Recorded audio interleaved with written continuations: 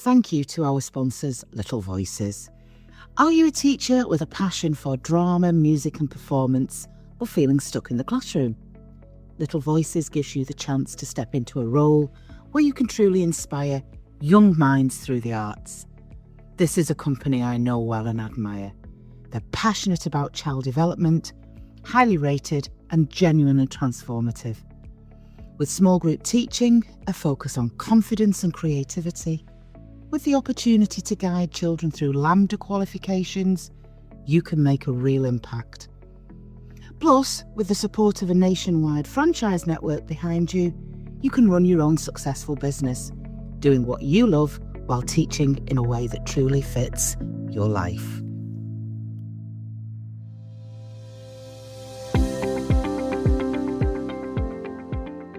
Hello, lovely listeners, and thank you for pressing play. This has been recorded in July, August 2025, so technically school's out for summer, and Sarah and I, still teachers to the very core, are taking a little bit of time off, but we still want something dropping regularly to you. So we've chosen a few of our favourite episodes. We've loved doing all of our podcasts, but we've chosen a couple that have really struck chords with our listeners, that have had a huge impact, and we're going to revisit them. There'll be a couple of special episodes as well. This may even be one of them where me and Sarah are chewing the fat. So yes, we're putting our feet up. So sit back and enjoy what we've got for you. Thank you.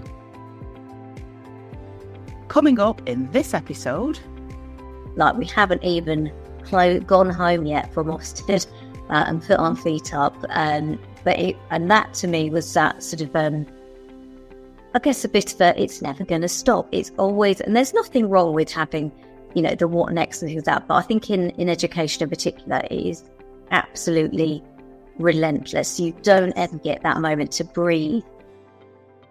Hello and welcome to yet another episode of the Pit Pony podcast. Great one today because we've got Amy Meade, and Amy's known to Sarah and I. We spend a lot of time in each other's worlds, and we'll come on to that as we get into the podcast. Amy, a teacher for 14 and a half years, started in 2009 as a secondary school English teacher. Walked the corridor across to the dark side of primary school, so moved from secondary to primary. Held many TLRs, assistant head teacher, deputy head teacher, acting head teacher. Straight from school, so she's the classic pit pony who's only ever known an educational environment and loved it. Loved every single minute of education. So then she left in December 2022. Finished.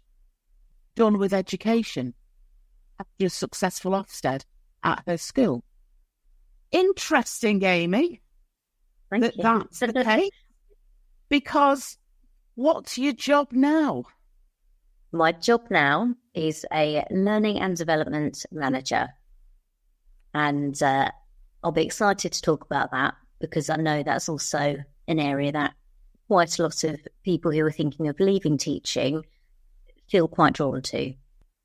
The desire there to still give back or make an impact or influence people positively. And we will get into it, my dear. But before we do get into it, take me back to December 2022. Take me back to that time when you go, no, I need to get out of this environment. What are the circumstances surrounding that, please? So I think it's worth mentioning because whilst we know that lots of teachers do have very, very difficult environments, I can't say that that was mine.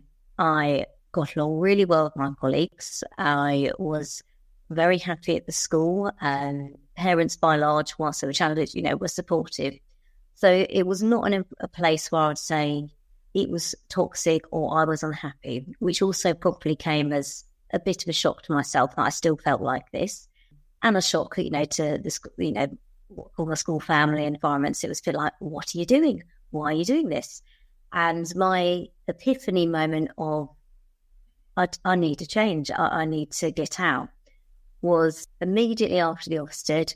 I remember our governors kind of instantly talking about the what's next and the what we need to do. And I was sat in the staff room, looking around at all these teachers that were absolutely frazzled, who'd given it their all for 2 days.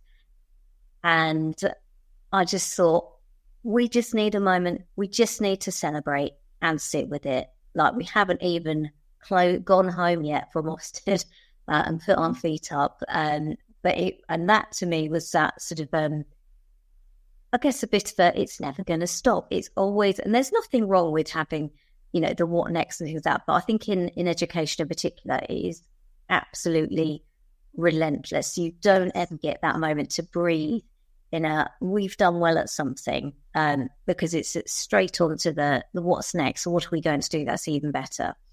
And I delayed having an operation because I felt such, as many teachers do, we always hear of it and see it in the group where people put off, medical appointments. They put off their, life decisions about if they start a career or not, because they are so sort of entrapped in teaching and sort of the teaching mentality that you feel that the school almost own you to an extent. And I'd put off having this operation, and I delayed it until the September, because I was due to have it, around the time Ofsted was coming in. It's can't possibly be off. We think we're so indispensable within it. And I remember in the kind of the build up to my operation, I had 3 weeks at school before.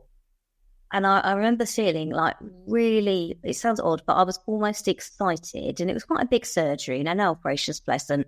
But there was about a 3-week recovery afterwards. And I remember almost feeling excited about having this operation because it meant I could just stop for 3 weeks. And to me, I thought, that's really odd. Like, I've got none of my family members are in teaching. They're all in different corporate jobs. And, they just look forward to having time off as a holiday. I was looking forward to an operation as my holiday. I think as well, Amy, Sarah could probably relate to that a lot, because you worked around chronic illness. And multiple surgeries, 5 surgeries in 10 years, and they were all arranged for exactly what you said, Amy, that make it work around school rather than make it work for me. And perversely, I didn't have the thinking about, this is great, it gives me a bit of time. Yes, I needed the recovery time, but I was wanting to get back. And my recovery time on the side of one of the big operations, it actually took me 14 weeks. And I was more concerned about what was happening at school in my absence, who I was letting down, all the rest of it. And now I look back and go, that's absolute madness. But at the time, I didn't focus on me. I was still doing work. I was sending work. It's crazy. No, I've seen that as well through other colleagues when they're off. And, when I was at TED, I was always, because I was a teaching deputy head, and I think that's really important to mention. I very much was at the coalface still, so knew exactly the demands of what was going past. And I didn't want teachers to be, when they were ill, sending in work or messaging or worrying. It was just to get better. But teachers find it really, really hard, I think, by nature, a lot to do. And whilst I was off as well and recovering, there were 2 instances sort of that happened quite close together. So one was that my house was broken into.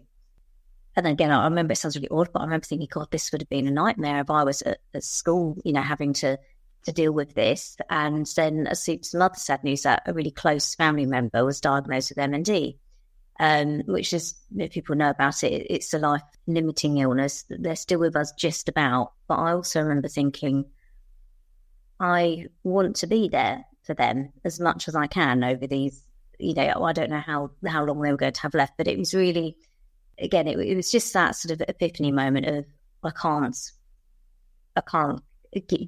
school can't be my life anymore.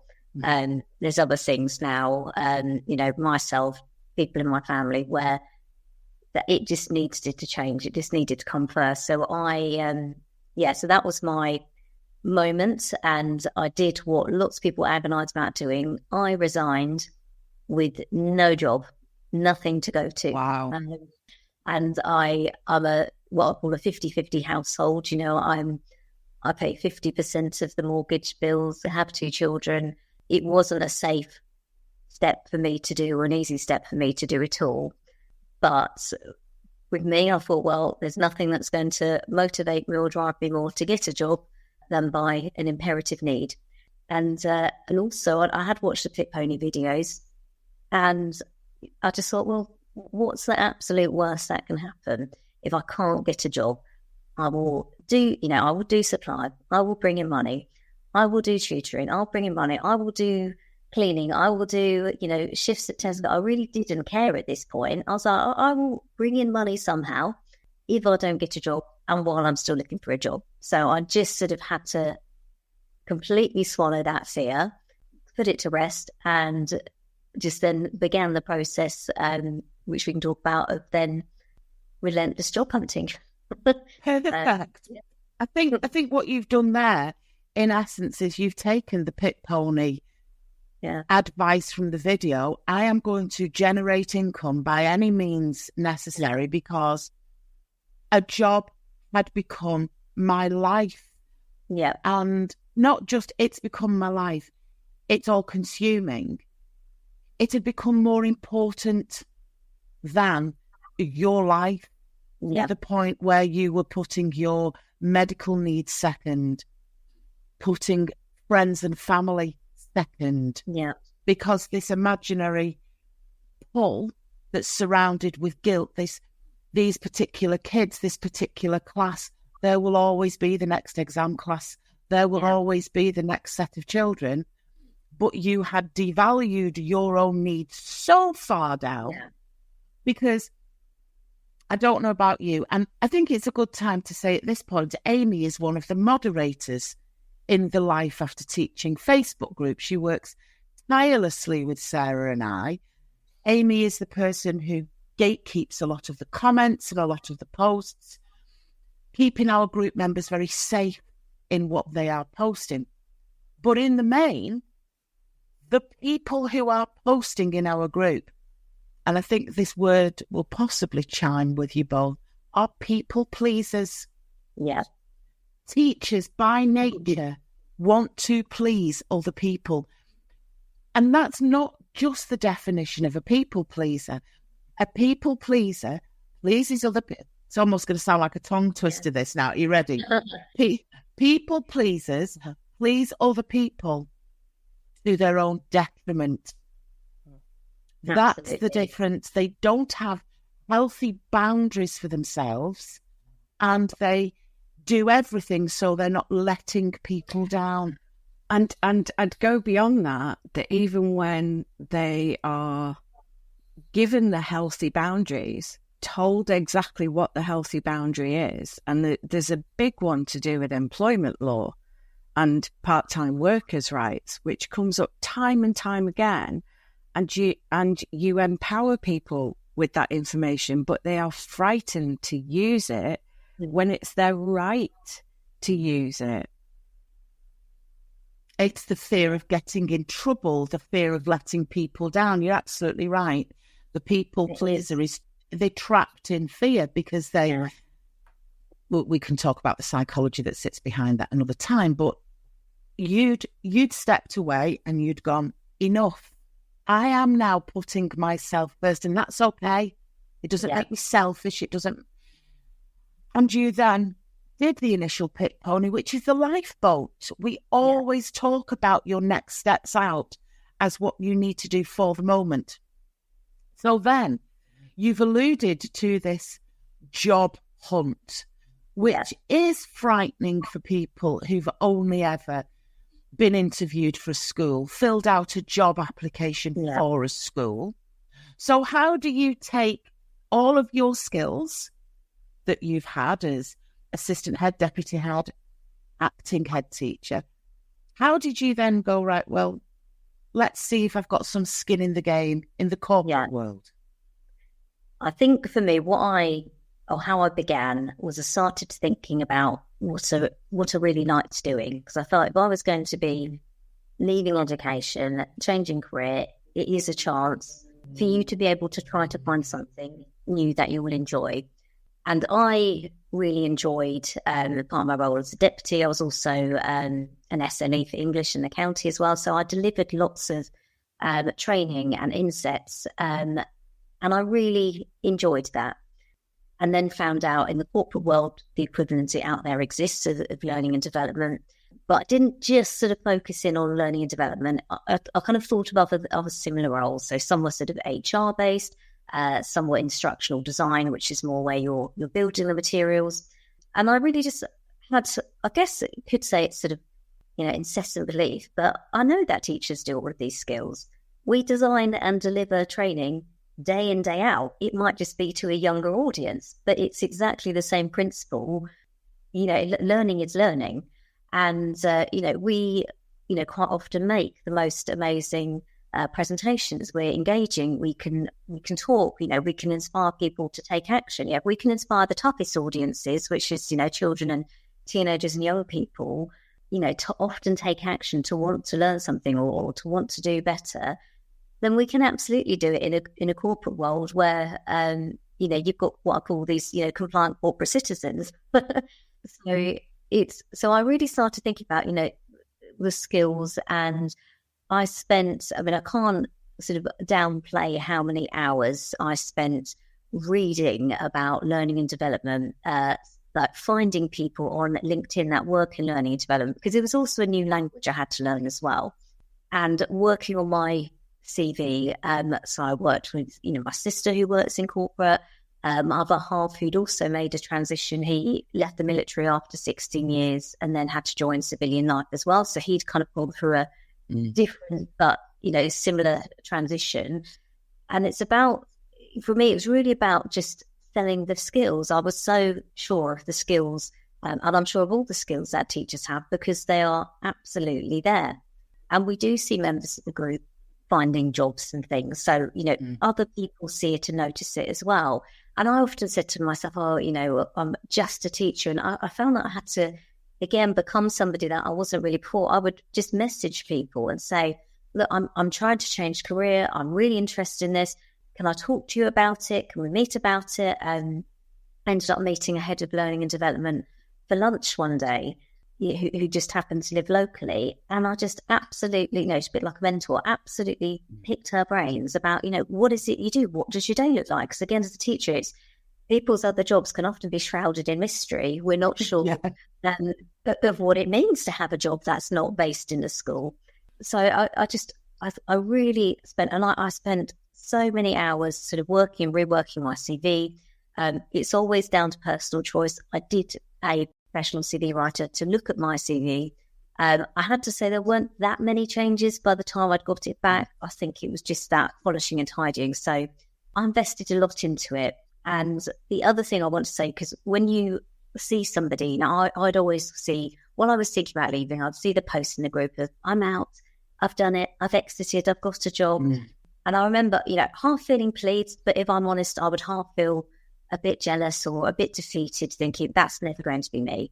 I had those feelings as well. And I think what I really want to share with everybody is just, I had to apply for a lot of jobs, and I got really comfortable with doing that.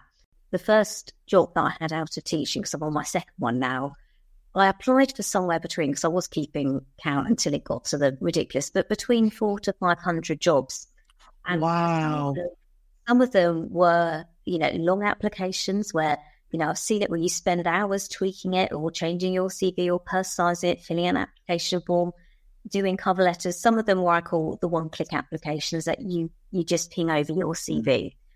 And I never expected that number to come out your mouth. I've got to be honest.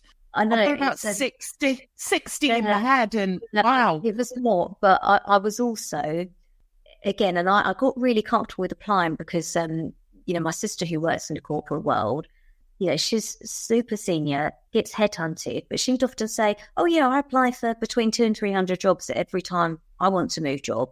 And she just said it like it's absolutely normal. And I was thinking, well, okay, if I'm leaving one career going to another, I'm probably going to have to at least double that number because I'm up against people who are already working it.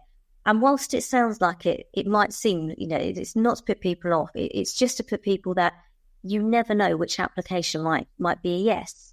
I ended up having 8 interviews, 2 of which I was offered jobs from. And again, these interviews were all, a multi-stage interview, things like that as well. So I more than had my fair share of no's along the way. And I really held on to some mantras that of no means next opportunity. It's redirection, not rejection. And I kept saying these things to myself just to really, and what's meant for you won't pass you by. And I had to keep saying these things again and again because, I experienced the same disappointment that other members experience when, you think you read a job and you think that's perfect for me. I'm made for this job, and you sometimes don't even get a rejection email. It's just nothing, silence. And so it really is a roller coaster. And I think that for me, again, because I had no job, I was like, well, I can't just do nothing. I can't just stop. It's a bit like if your house was filling up with water and flooding, you wouldn't just sit in the room and let it all submerge you. You'd have to get up and swim out. And that's what I was doing. I was like, well, I can't just sit and I knew my backup plan. So I knew where the lifeboat was, but I absolutely, I knew I had to keep going. And I also scheduled in breaks as well. I'd have nights off. And I think that was really important as well, because you can get complete burnout from applications too. And or kind of always looking on the job sites can become quite tiring. So I absolutely scheduled in nights off. Like, I'm not doing anything to do with job hunting tonight, or days off at the weekend. I'm not doing it, not touching it, not looking at the computer. And I really needed that, and that really helped sort of stay in it for the job hunt. And to be honest, once you get your offer or your yes, it's a bit like when people talk about, if anyone's had a kitchen refitted and the pain you go through. Once you're sitting in your new kitchen and it's all you kind of forget, or like, children and things like you do just kind of forget, because it all becomes worthwhile in the end. So I'd say one of the things I really sort of implore and encourage, members or people listening or members of the Life Arts teaching community to do is really get comfortable with the idea that it is normal in the world outside of teaching for people to apply for quite a lot of jobs, and it's no reflection whatsoever on your value, on your skill set, on what you could bring to a job. And one of the other things I learned as well is that sometimes you didn't hear back, or you didn't get offered an interview because they were already so far down the road in the process. The advert was still open because there were some companies where I kind of reached out and they were like, oh, we're actually already down to interviewing the final 3 now. So it's not necessarily that you didn't put in a good application. It's just the timing was off. Again, teaching, deadlines. Everything's so transparent. When the deadline day is. When they're going to be shortlisting, and if you don't get called within 24 hours, that's it. The world outside of teaching, you don't often have that information. Not many adverts I've seen sort of say, they might say when the deadline is, but not always. So it really is. I think that's really helpful because, especially if somebody's come out of teaching, they've made the leap, there's been fear surrounding it.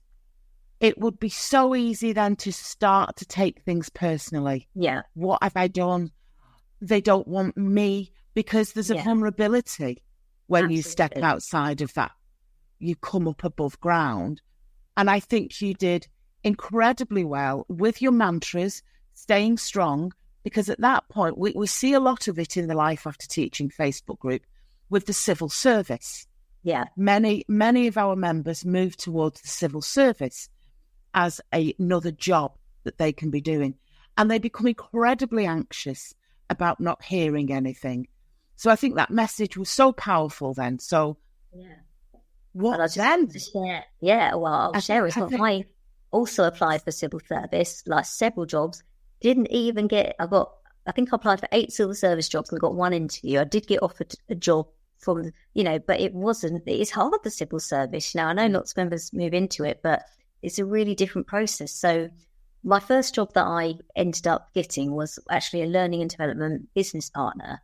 And that was in a financial services firm in London. So it's a firm that basically works with the tier one banks, and the people sort of at my company would go into these tier one banks and they would do like a lot of troubleshooting, like implementing new systems, everything like that. And the first question for that particular job that I always get asked is, oh, do you have a master's degree, or you know, did you have to do any finance training? And it's, no, I have neither, not a master's degree, I have no finance training whatsoever. And then the second question that often comes is, well, how did you work in financial services then? Like what? And again, it's about, they wanted somebody that could present, that could engage, that could deliver information or complex information, like we often do as teachers, in a clear and understandable way. And the other side of it is, I didn't have to be the expert, because we had subject matter experts. So in the business world or corporate world of learning and development, your subject matter experts are the people that essentially know and write the curriculum. So it's a bit like following the national curriculum. You know, these are the things you have to teach. I had subject matter experts saying, well, these are the things that this course needs to contain. So they had all the knowledge of the content, but what they didn't have the skill to do was then, how do I present this in a way that people can learn it? What are the key learning points? You know, how do I time, you know, how do we make a day's worth of training out of this and that? And that was really where I came in. So it really was a partnership with the people who were the experts in the field. And I, you know, really just facilitated. I sort of helped pull out and tease out all this information to put together the training. Sometimes I would deliver the training. Other times I would coach other people how to deliver the training. So there was a little bit of a mix there. And I think, again, that's sort of really why, you know, there are learning and development jobs in all different kinds of industries. You know, lots of companies over a certain size usually have some type of learning and development function. So don't let the industry put you off, because, again, you know, there are, just like you get great people everywhere, but great recruiters will really look at the skills. You know, has this person got the skills to be able to work in this kind of capacity? You know, unless it's very knowledge specific, like you need, you know, a specialist. There was one I was interested in, but it was an airline, but they wanted some kind of airline safety qualification. I was like, oh, okay, you know, that's something that I don't have knowledge on, so that might not be the right thing to apply for. But a lot of them, if there's not a specific, you know, we need you specifically to have this qualification, you can, you know, I say it's fair game.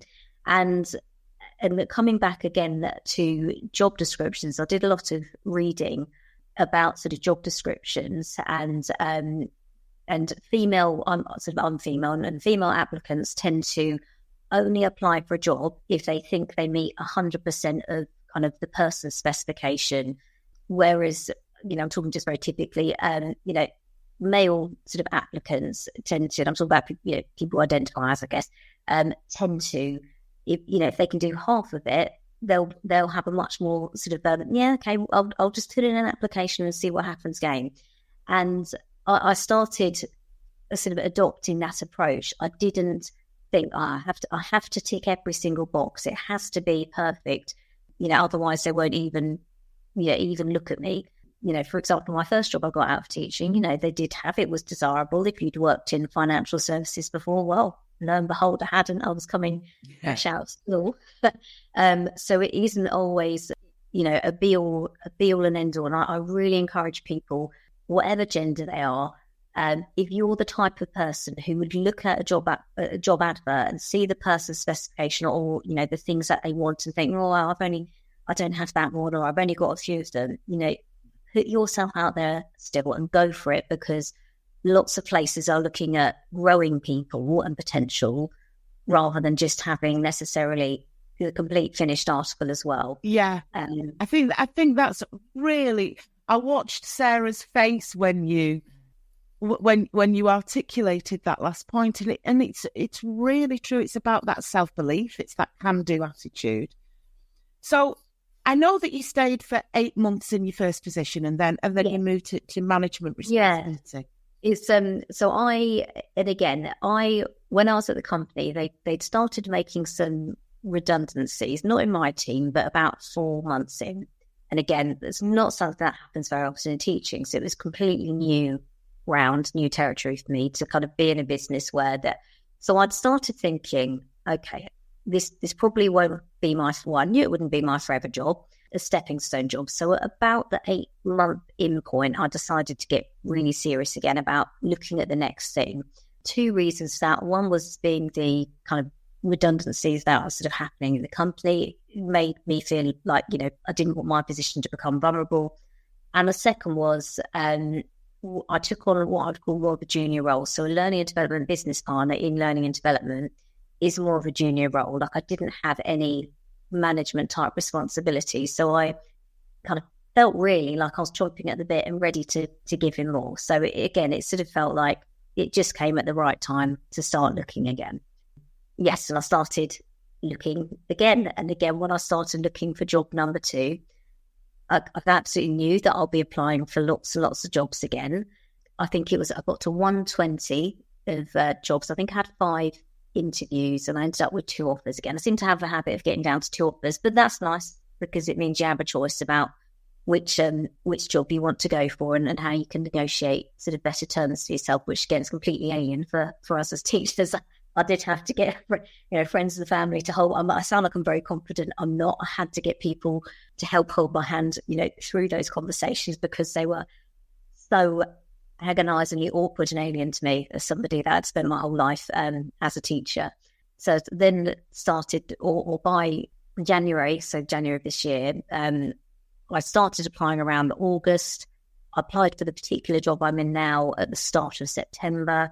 I was interviewed towards the end of October. So that was October last year, and had the job offer even Halloween last year. So literally right. So, literally within the last couple of weeks. So it's still a good, 2-month break from that initial engagement with the company to interviewing to then actually getting a job offer. It wasn't a quick process at all. And I started the new role as learning and development manager this January this year. So yeah, I'm 10 months into it. Yeah.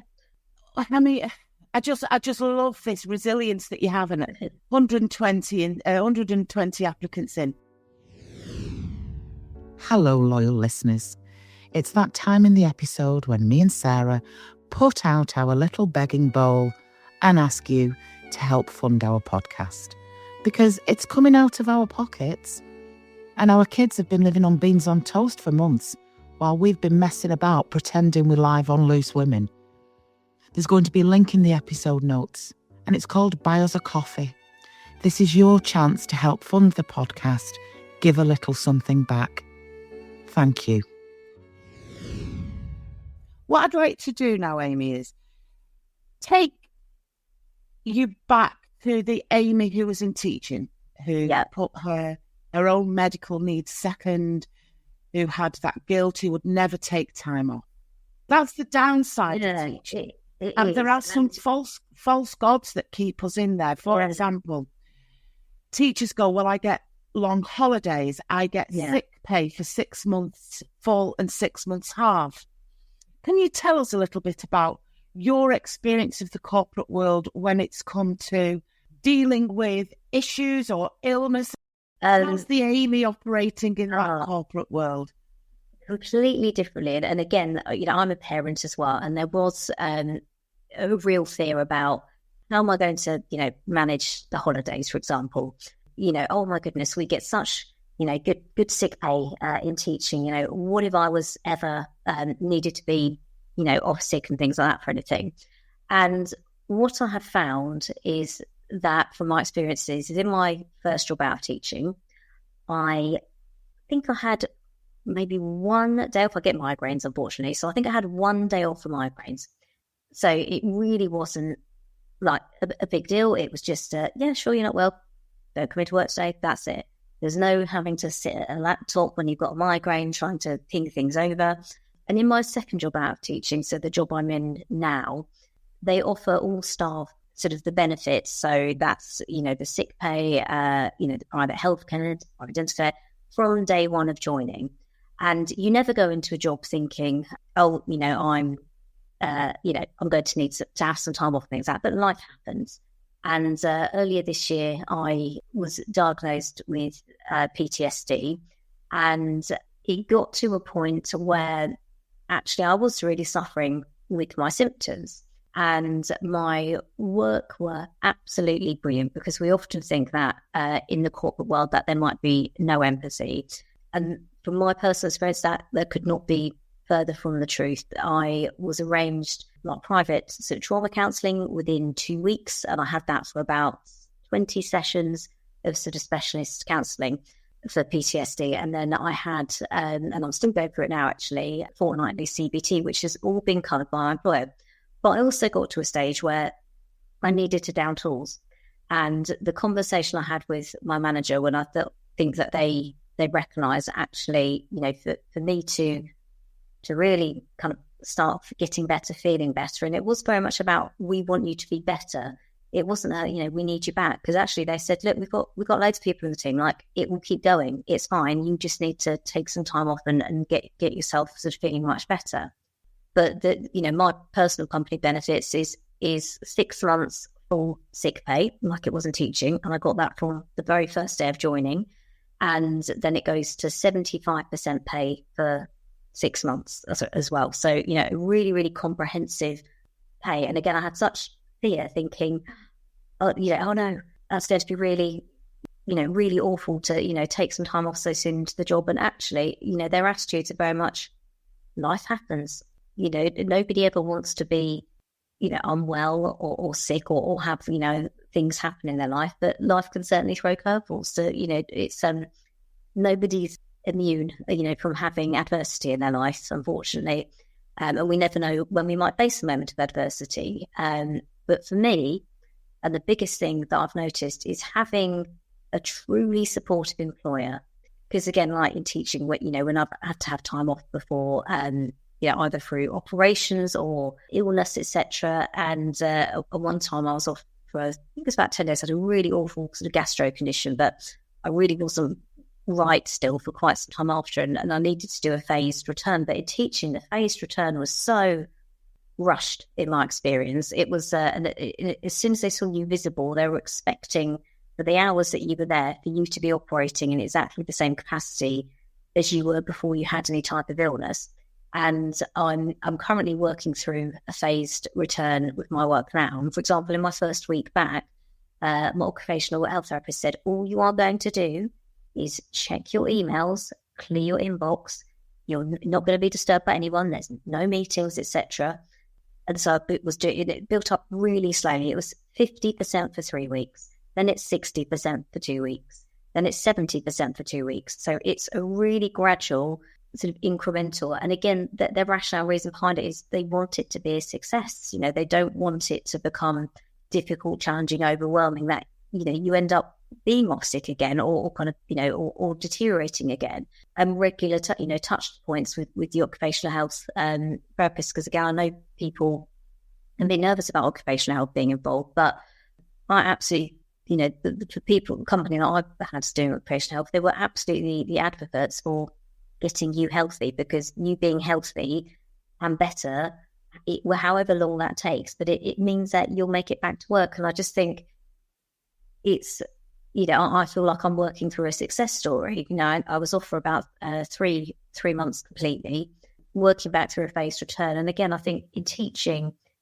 had I had, you know, mental health conditions such as PTSD, I don't know if I would have made it back, if I'm being completely honest, because I think you don't get, I didn't ever feel you get the space to truly recover and to get better from things. So for me, I have found being outside of teaching, I've got looked after better, you know, in my health. Ended up, you know, I'm very fortunate, but I ended up, you know, have ended up with better pay and benefits than I'd ever had in teaching before. And it's just, and my holidays, again, when you book holidays, they are actually that you can book for whenever suits you, whenever you want, and you don't have to work in them. And it's not the same, you know, I'd still have to leave handover notes, etc. You know, it's not just, you can't just go off and, you know, nothing happens. You could start doing some project-based work at the moment. So if there are deadlines or things happening, I need to make sure they're delegated and taken care of.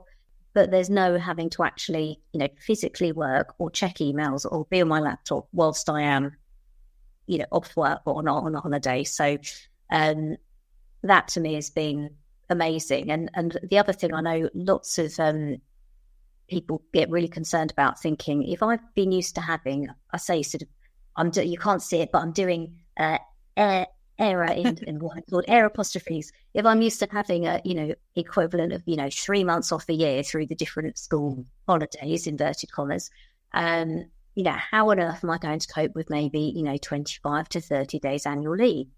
And you absolutely can cope, because you are not exhausted like you are teaching. I mean, let's face it, as teachers, you get to the half terms, and particularly the October one, and you're on your knees.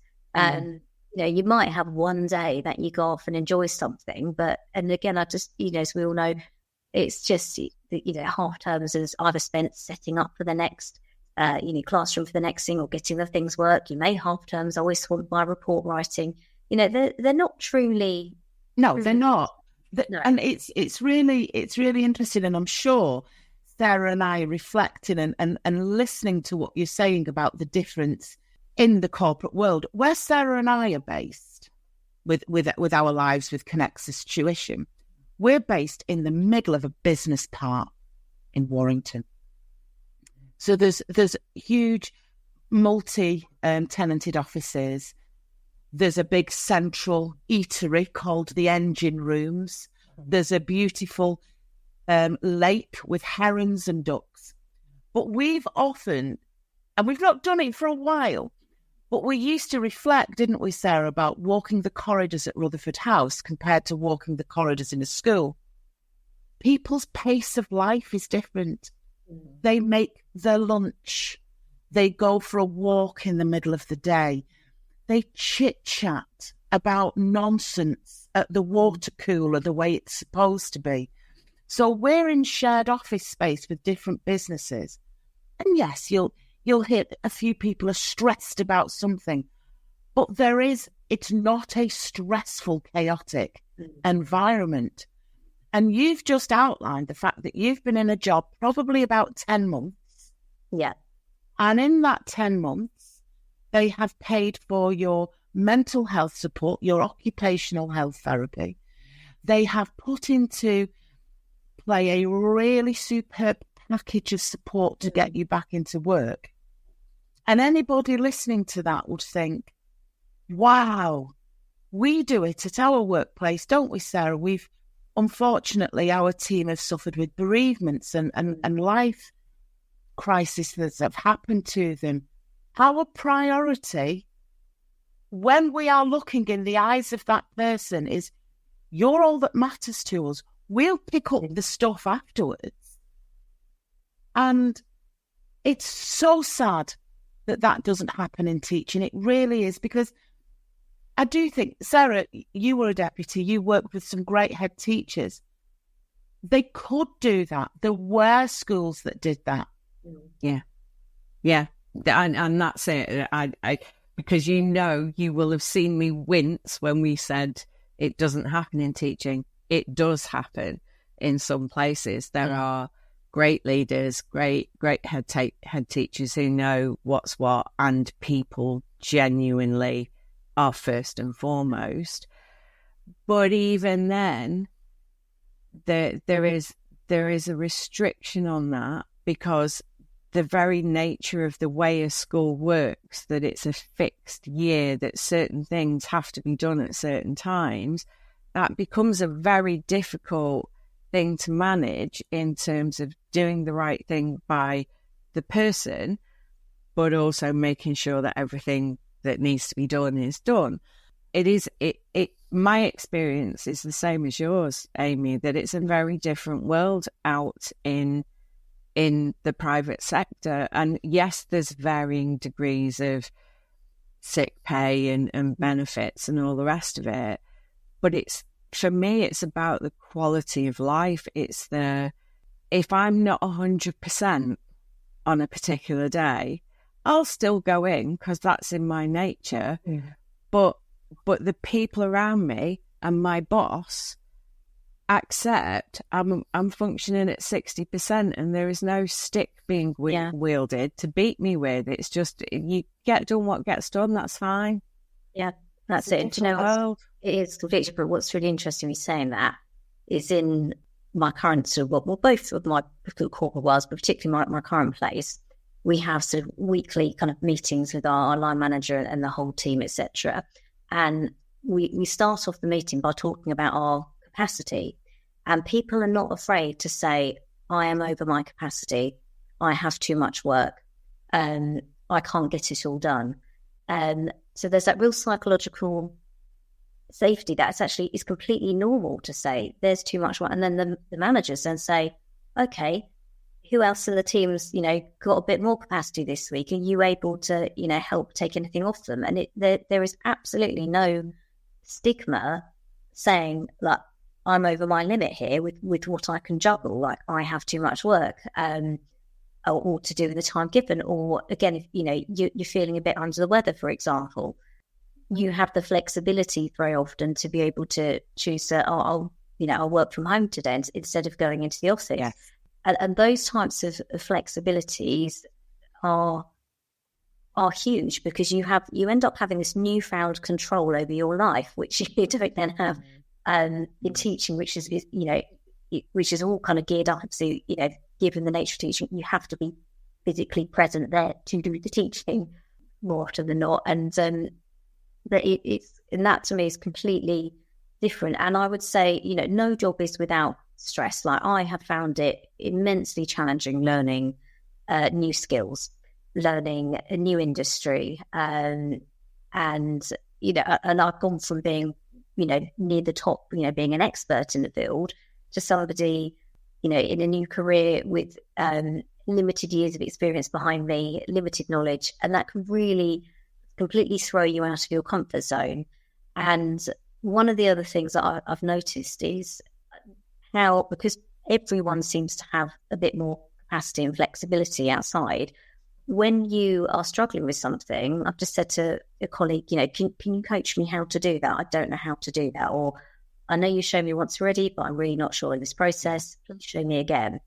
And in teaching, and particularly, our ECTs that are joining, or the mentors, who are trying to find this time to be able to, to mentor them, to coach them, to train them. And then there's such a fear about saying, I don't know this, I don't understand this. Not in all school cultures, I know, because I don't think my last school that I was in, I left at, certainly weren't that culture. We had a very different language, and I'll talk about, I've just had an absolute car crash of a lesson, talk about it, reflect on why, because I wanted it to be normal for people to be able to say, like, oh, that didn't go well, but let's, think about why or what could be different.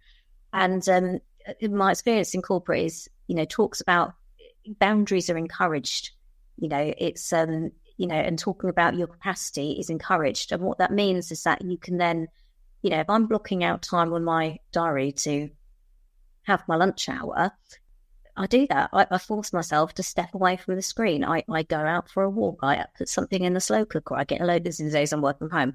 I get a load of washing on. The days I'm in the office, it's time to, just talk and connect with people. What teaching, we all say, I chuckle if I say teaching lunch hour, because it's not at all. It's how quickly can you inhale your lunch and, do everything else in between. But you don't get that time just to talk and connect. So there are moments of stress and there are challenges, and I have deadlines, etc., like anybody else in the working world has. But what I don't have is the pace of 100 miles an hour. I have some autonomy over how I can choose to work my hours and where I can choose to work my hours. And it means that, for example, a few of our colleagues, start work earlier before they go and drop their children off to school, etc. Then they come back and do a bit more work. They dip out for a bit in the afternoon, and then, they finish again. So people have that, it's called that empowered flexibility.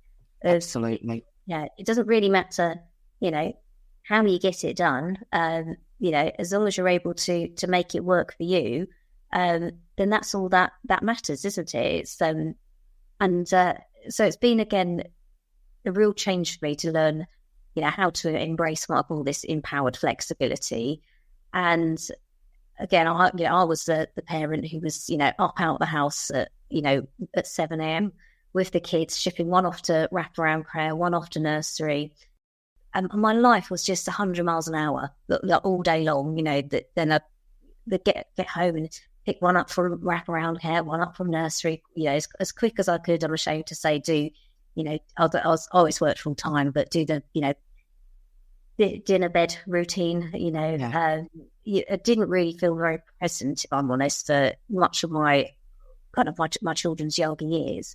And it was when I'd started my new first job out of teaching, and my son had just started secondary school, and my daughter's a bit older, was working, and we sat down and had breakfast together. And I thought, I'd never done it with my son because he was only 11 at the time, but it'd been 14 years, because my daughter's a bit older, that I'd had like breakfast in a working week with my children. And I was like, and that hit me. And to be honest, it kind of wouldn't have mattered what job I was doing, really. I was just like, I'm actually having breakfast with my children. Wow. And I see my family more than ever now, particularly the days I'm working from home. I'm there when they set off to school and work, and I'm there when they get in. And yes, if I'm not in a meeting, I can stop work for 15 minutes to say hi and chat to them about how their day is. Nobody's watching. It's or it's not a problem to do that. It just so it sounds like when you're comparing life before and afterwards, it's leading us beautifully into the question we love asking our guests. We love asking them, because you've given us a few tasters, so I'm assuming you've got something nice saved up. Amy, what's your sliding doors moment in your life?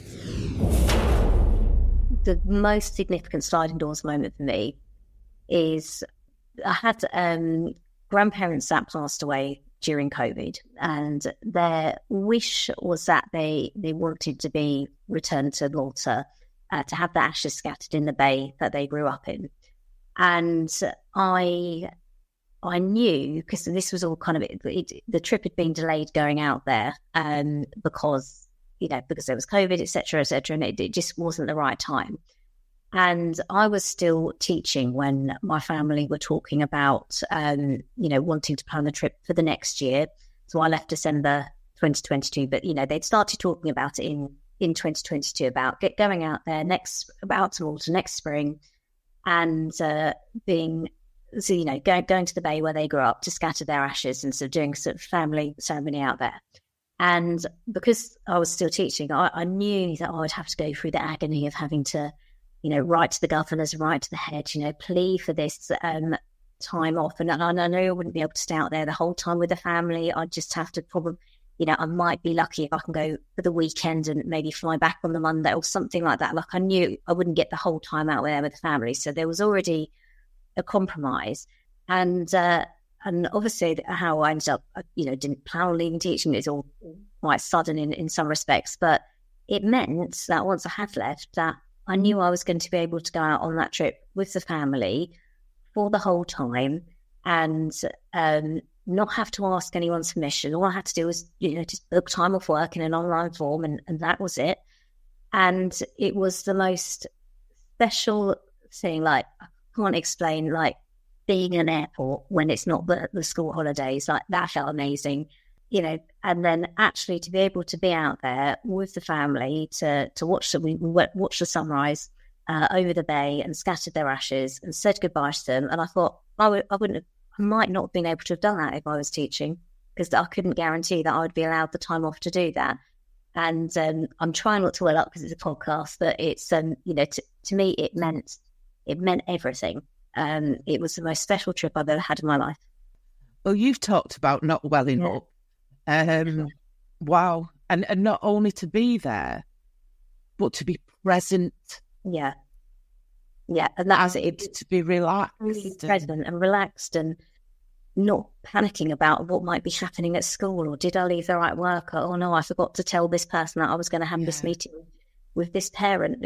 I was fully present with the family and able to enjoy it. And yeah, it was just, that to me was just, I couldn't put a price on that because it was absolutely priceless to be able to do something so special with the family. So it's well, thank you. Thank you for sharing that. And I think the thank you extends beyond sharing that last sliding doors moment. Thank you for your time today, Amy, because you have given such a wealth of advice and inspiration in many ways at Stickability. Sarah's written note after note after note.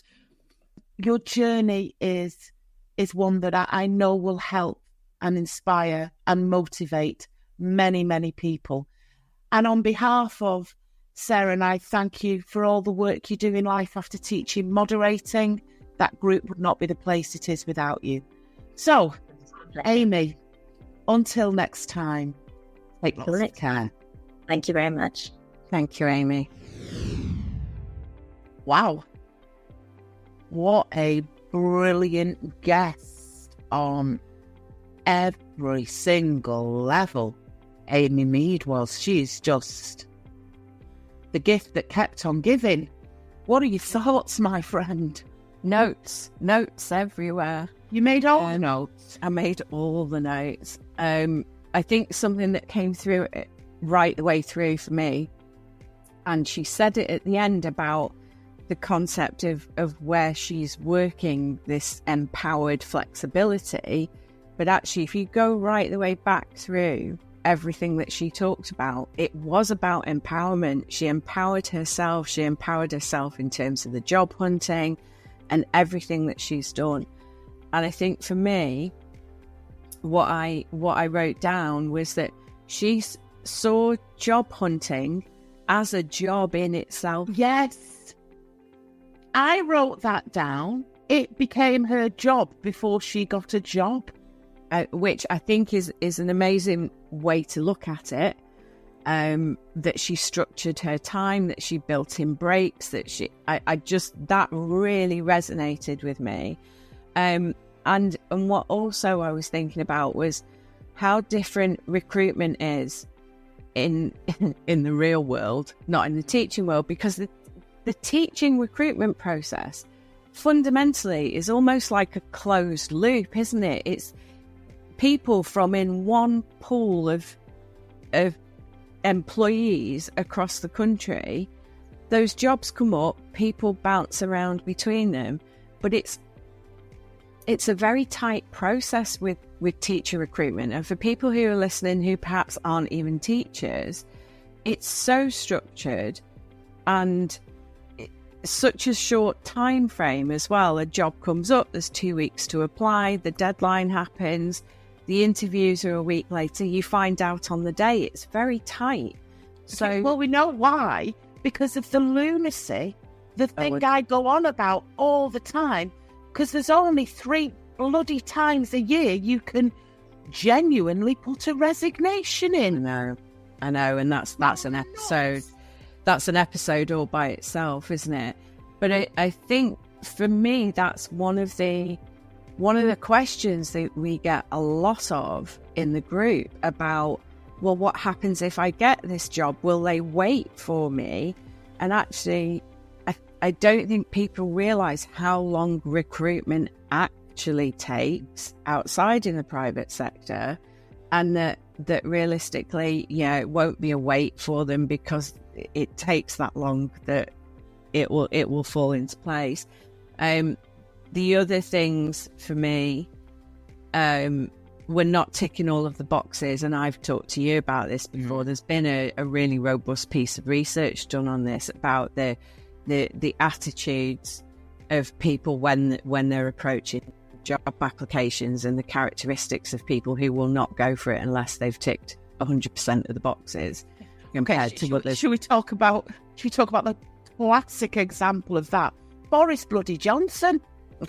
I mean, if ever there was a candidate who was underqualified for a job but had the confidence, he's always been the inverted imposter, hasn't he? I mean, let's face it. Talk about, I can do that. No problem at all. I can run the country. I mean, imagine just having an ounce of that confidence / delusion. That's great. And then there were a couple of other things, and I thought of the transition from year 6 to year 7. You go from being the big fish in the little pond in year 6 to being the little fish in the big pond in year 7. And Amy talked about that movement of being in a role where she knew everything, she was confident as a teacher, as a senior leader, to having to learn new skills and in a different environment and feeling very uncertain about consciously incompetent. And that is exactly what I'd written, that 4-stage not knowing what you don't know to where she is now, that she just gets on with it and does. Was able to ask for help. I remember being given the job of head of year on the Friday, started on the Monday, with absolutely no induction. Okay, right, you're head of year. For me, what it became about, the moment the penny dropped with me, was when she talked about not having to be the expert in the subject, because she was the expert in how to teach and train. And I that resonated so much with how you and I work in what we do, that you quite often will have a concept of what you want doing or what you want something to look like, and then I will translate that into the training package or the module or the process or whatever. And I think that for me again is the difference of, and I am generalizing, but it's becoming stark in terms of conversations that we're having, that outside of teaching, that understanding that not everybody can do everything and you fit together as a jigsaw puzzle, and that's absolutely okay. And it's probably better than expecting people to be experts in something that they can't be experts at. It's like when we've talked to previous guests and they've come back off a maternity leave and they started the job because they were English lead. They've been running the literacy project. They've been a phase lead. Is it a phase leader? I don't know the terminology for primary. And then all of a sudden, right, you're now doing ICT. We don't know anything about that. So, because there's that urban myth that actually you're employed as a teacher in your subject, you should be able to teach anything because your contract is as a teacher. And to have that time and space. Now, when I was listening to it, I thought, this is great, because we're in that corporate world. We have a ball. We we do. We're up to all sorts of nonsense. If I was sat there in my pit, my stomach would be churning, because my chimp brain would have kicked in at that point, listening to Amy, listening to us, going, yeah, it's all right for you. It's all right for you lot, because you've got that self-belief. I am worthless. I could never do what she does. And it was about how she evolved into that. She went and met with people. She leaned to family and friends who were in the corporate world. She didn't sit there and empower herself from within. Initially, she went and sought connection in the world and surrounded herself with the right people to find that empowerment. So if you are sat there listening thinking, that could never be me, go and look in your phone to who is living that life, and go and spend time with them, even if you go to a network meeting or you get on LinkedIn and you start to make connections within the corporate world. Because corporate to me 10 years ago meant stuffy, suited and booted. What was his name? Michael Douglas, Gordon Gekko, greed is good. That's not the corporate world. No. The corporate world is probably more understanding and ahead of the game where mental health is concerned, where neurodiversity is concerned, compassion, forget that the private sector genuinely can. Don't get me wrong, I'm sure there are companies that are awful to work for. That's life. But if in our office, if we had one of those, do you remember the blue triangles that said investors in people? Oh, yeah. And they used to put them up in school. And you'd be sat there thinking, what? How have you blanked that coat of arms on outside the most toxic head teacher in the world's office? We do invest in people because Amy's been invested in because she has a value. Yeah. Because if you take it to its most basic sense, if she's training people in her organisation to be better, to perform better, to be more compliant, guess what the company will ultimately make? Money. Absolutely. I think for me, you're absolutely on the money that you don't come out the finished article ready for the next bit.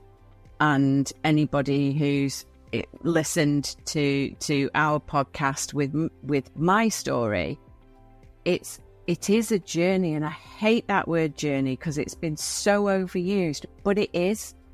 And you will meander through different phases of complete bewilderment, not having a clue what's happening. But it's that trust that you keep on going, you'll get to where you need to be. And I think Amy just absolutely captured that for me. She did what I did. Some people talk about it as a journey. I like the expression a quest. I went on a quest to create a better life for myself and the kids. And I felt that when Amy was talking, she was on a quest. I've done 200 more than that job applications. I was learning everything I could about learning and development. She was on a quest. I'm surprised you've not invoked the hero's journey. What's that? In terms of the narrative of a story as an English teacher, Sharon. What's that? Is this some podcast she's been listening to? Because I know that your references and my references, you normally go to science fiction. I'm thinking, is this like The Hitchhiker's Guide to the Galaxy she's going on about or something? But yeah, I loved all that. I loved her advice. And then this is what got it for me. She's been in a job 10 months. She's on a phased return. Within weeks of starting that job, she had a mental health episode that had been a hangover from nothing to do with that company. They've swept her up. They've supported her. When she talked about that phased return, and I think about how that plays out in the world of teaching, yes, you'll just be coming in for 3 days a week. But there's no protection around those 3 days. We're getting so wrong. And there's no guilt attached to what she was talking about.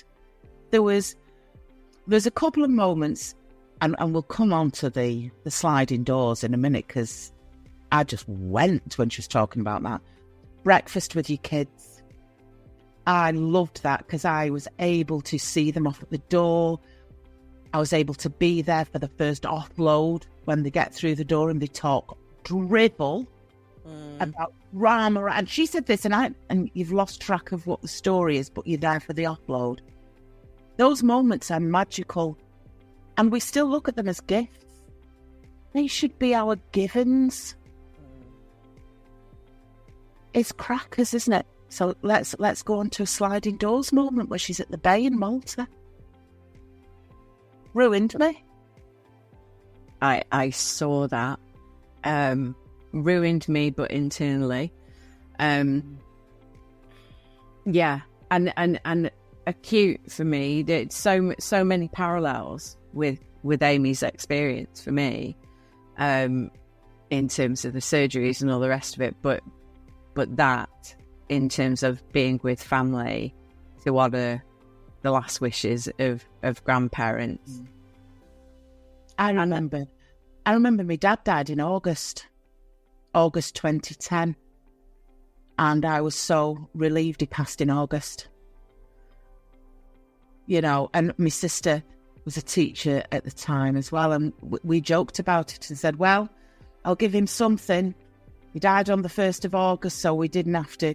And then when I went in school in the September, which was probably about 3 weeks afterwards, but, you know, you do 3 weeks after your dad's died a long and agonising death. I remember the head teacher reading out and said, oh, and we sent condolences to Sharon Carley, who lost her mother over summer. They'd actually got the wrong parent. Oh, I'm like, God. Oh my God almighty, what am I? But you just let it roll off, you don't you? And, well, you see, I wouldn't have done with my neurodiverse brain. I'd have wanted to have corrected that and then would have publicly shamed them inadvertently by my need to correct. Then would have been sat in a pile of guilt going, I should have kept my mouth shut. But that being able to be there and return the grandparents to the bay that they played in as kids, and I don't know, it just makes you think. But to the members out there and to the listeners out there who can relate to what she's saying because you've made it through to the other side, good on you. I should imagine you were going, yep. And to those who haven't, keep the faith, because we know Amy and she wouldn't mind us saying it. If Amy can do it, anyone can do it. So, thank you, Sarah Dunwood. Thank you, Amy Meade. And thank you, listeners, for sticking through another wonderful, wonderful episode of the Pit Pony Podcast. Thanks for staying with us during another great episode of the Pit Pony Podcast. And on behalf of myself, Sarah Dunwood, Mike Roberts at Making Digital Real, we wish you all the very best and we'll see you soon. If you wish to contact me directly for a support session or a clarity call for your next steps, please find my link in the comments below. See you soon.